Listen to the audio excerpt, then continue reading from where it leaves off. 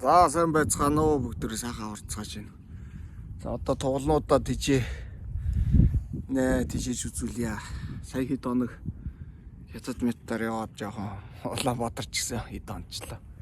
Жил үзэлтэй тэгээд ерөнхийдөө хүмүүс болохоор тоглол идэхгүй байна л гэсэн юм яриад лээ те. Яг ер нь бол иднэ яаж хийж байгаа л иднэ гол нь юу яах хэрэгтэй. Уггүй л өгөөд ах хэрэгтэй. За тэг харуулъя. Нэг иймэрхүү энэ арцтын юу шүү. Арцтгаа тижээлээ, төлийн тижээлнэ.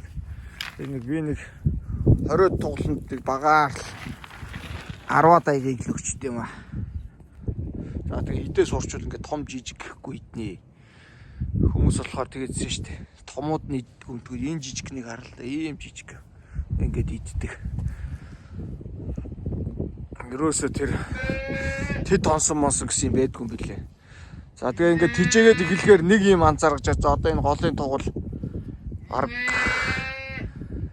3 сар 4 сарын 1 одоо бараг 20 хоног болчихлоо ш. Тэгээд энэ нодлонгийн 8 сард гарсан бяруу нөгөө нэмнэтэй байсан. Энэтэй бараг биеэр юм ойролцоо болоод ирж байгаа юм л та.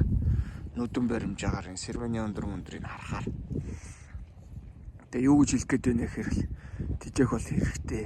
Нэгт одоо энэ наадлын энэ гунжны тоглол болохоор зайлвал одоо юу гэх юм те 3-4 хоноо л нөгөө юугаараа байгалийнхаа шалгараар гэсэн үг шалгаралт явагдаад ихэн сүү муутай тэгэл ингээл ах нартайгаа идэл хэлд юм аа.